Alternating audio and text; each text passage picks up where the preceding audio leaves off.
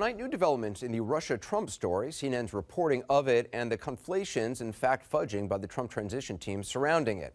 Now, this began with CNN's exclusive reporting that Mr. Trump last week was presented with classified documents alleging that Russian operatives claimed to have compromising personal and financial information about him. We did not report any of the unverified, unproven claims, not a single one. That is the fact. This exclusive story about the briefing was led by a team of experienced CNN correspondents and anchors and producers backed up by multiple trusted sources. The news today is that Vice President Joe Biden confirmed that intelligence chiefs presented him and President Obama with the same two-page document. Mr. Biden saying intelligence leaders felt obliged to tell the president because they were planning on informing Mr. Trump. On top of that, at about 10 o'clock last night, Director of National Intelligence James Clapper took the rare step of putting out a statement summarizing a phone conversation last night with the president-elect. In it, he confirms there was a briefing and suggests the alleged claims came up, saying, and I quote, "However, part of our obligation is to ensure that policymakers are provided with the fullest possible picture of any matter that might affect national security." He's talking here about a two-page summary of unproven allegations about information some people have claimed Russia has. So that is two very public confirmations about what CNN reported. Then, just about 2 hours ago, CNN learned again from multiple U.S. officials that it was FBI Director James Comey who told Mr. Trump of the information. No comment from the Bureau. So CNN's reporting, we should point out, was correct. Now, last night, Trump's senior advisor, Kellyanne Conway, came on this broadcast. We had a very lengthy interview where she was misleading on 2 points. One, according to her, our reporting that President-elect Trump was presented with this information was not true. And two, that we, like the online news site BuzzFeed, were hyping and or linking, excuse me, to a 35-page memo full of unsubstantiated allegations against Mr. Trump that the shorter briefing document was based on. So let's take item one. I pointed out multiple times last night to Ms. Conway that we have multiple, and I repeat, multiple sources telling us this information. Again, as we just learned tonight, the information actually came from Mr. Comey himself directly to Mr. Trump. That's not fake information. That's not fake news. That's accurate reporting. As for item two, the unsubstantiated 35 pages, which we never reported any details of and continue not to, here's how that exchange went last night. Do you acknowledge here and now that CNN did not release the 35-page unsubstantiated claims against Donald Trump and it was misleading and untrue for Sean Spicer to suggest otherwise? No, our incoming press secretary, Sean Spicer, was exactly right, as was the president-elect Anderson. CNN went first yesterday, and BuzzFeed went second. We didn't report what BuzzFeed reported. I didn't say that you did, but you linked Sean to it Spicer in said your we story. did. Let me just tell you, Anderson, let's back up. I know CNN must be feeling the heat today of having a headline yesterday at around 6:30 p.m. that said, quote, Intel chiefs presented Trump with information that Russia could compromise. Russia had information to compromise him. That is just false. And as you saw through NBC News reports today, tweets from people at Politico, no friend of Donald Trump, and a lot of, frankly, a lot of outlets, print and electronic outlets, so reluctant and hesitant to go forward with anything close to what CNN or BuzzFeed did. Well, I know you again, want to distance yourself from BuzzFeed, but you went first. But no, you're I'm conflating conflating nothing. what I just know what CNN did. And what CNN did was accurate. For the record, I can tell you precisely what CNN did not do.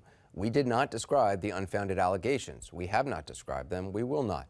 We did not link to that document. We did not link to BuzzFeed or promoting their reporting. Yet shortly after the interview, Ms. Conway tweeted out a screenshot of a CNN.com page that she said shows that we did link to it. Again, for the record, it does not actually show that. Had she actually clicked on the link, she would have seen that it links to a Dylan Byers article that neither links to BuzzFeed nor even describes what is in the document BuzzFeed released. As for Kellyanne Conway, she was challenging our reporting and conflating it with the document dump that BuzzFeed made. She asked me this. What if it's not in the briefing documents, Anderson? What will CNN do? Well, if our report is wrong, we'll acknowledge that. Really? Will heads roll because they didn't after the election when all the polling was wrong, telling me right all now? the pundits But were wrong, you've yet to say all the chyrons were wrong. You can't say all the consultants were wrong. You can't say and all the anchors were wrong. You're talking about polling during the election, which all that data. I'm asking. I just don't think that you'll clean house if the report is wrong. So, given what's happened today, given the fact that Vice President Biden has come out, that Clapper has made the statement that he made, and that we now know, according to multiple sourcing, that it was actually FBI Director Comey who directly spoke to Donald Trump about this, It seems like that's a better question for her. I agree with Kellyanne Conway. If we were wrong, we would admit it. But we were not wrong. She was. The question is, will she hold herself and her team to the same standard? We asked her to come on the program tonight to discuss all these new developments. She declined. She is welcome anytime, as she always is. Joining us tonight is CNN senior White House correspondent Jim Acosta and two of the CNN journalists who broke the original story, CNN Chief National Security Correspondent Jim Sciutto and Jake Tapper, anchor of The Lead and the State of the Union.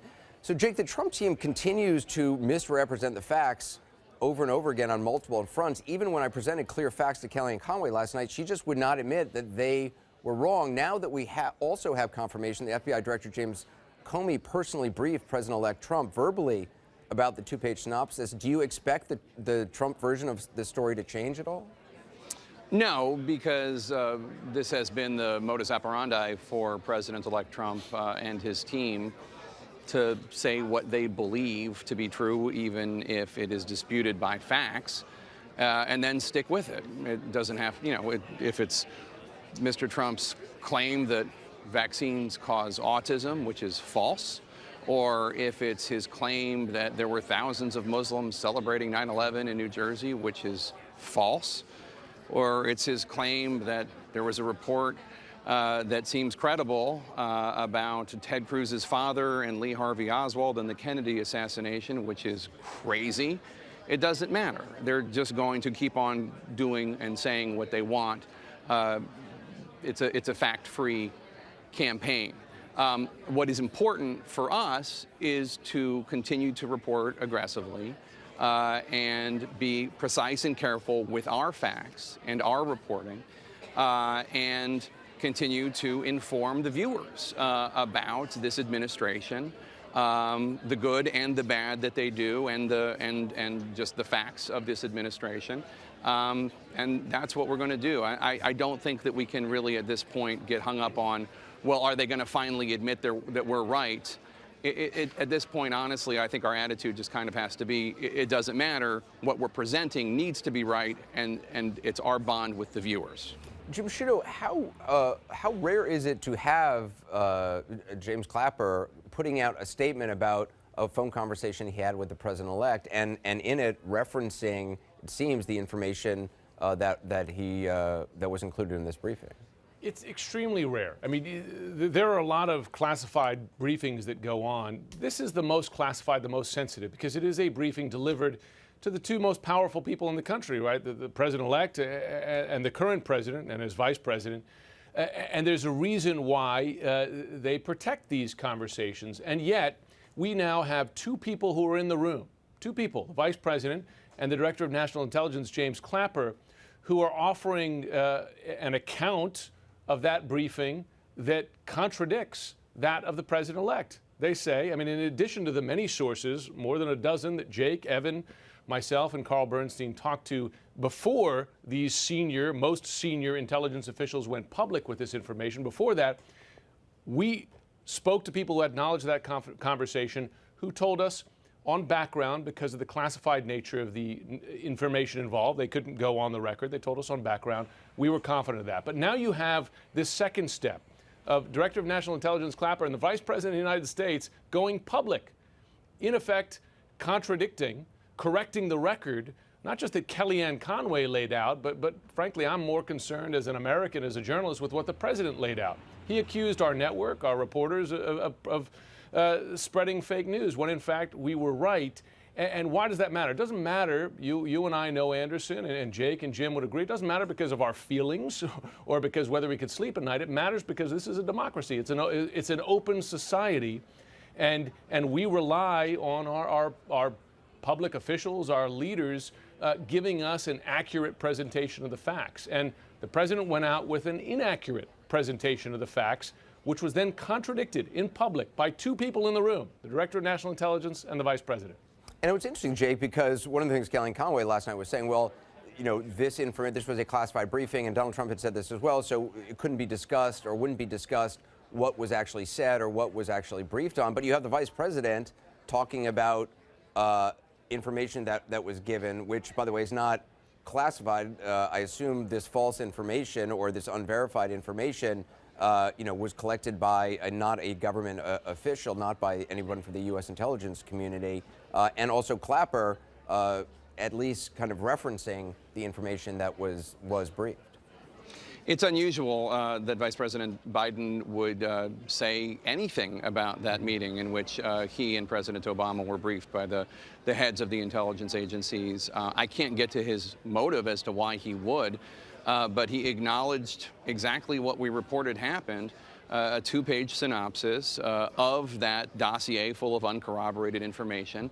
And the reason that the intelligence chiefs put it together was to make sure that President-elect Trump knew about it. James Clapper, the director of national intelligence, said that he did that because it's important for him to know anything that might have an effect on national security. That's why they shared that information, even though it wasn't a product of the U.S. intelligence community. And Vice President Biden said that the intelligence chiefs said that they were going to tell President-elect Trump about it. And now we know from our reporting from multiple sources that in that meeting, it wasn't the actual four intelligence chiefs with President-elect Trump and his team where that oral briefing went on, the verbal briefing about what was in that two-page synopsis. It was in a one-on-one pull-aside between FBI Director Comey and President-elect Trump. And now we know the facts, but it is just as unusual that DNI, that the Director of National Intelligence, General James Clapper, acknowledged this as much as he did, as it is that Vice President Biden did. And I can't really speculate as to why they would, other than the fact that it was very clear that our report and the reporting that was matched by the New York Times, the Wall Street Journal, and the Washington Post about this was being disputed and even lied about by the Trump team. Jim Acosta, I mean, you had you tried to ask a question at the press conference to President-elect Trump. He refused to take questions, saying you're from fake news. What did Sean Spicer say to you after that?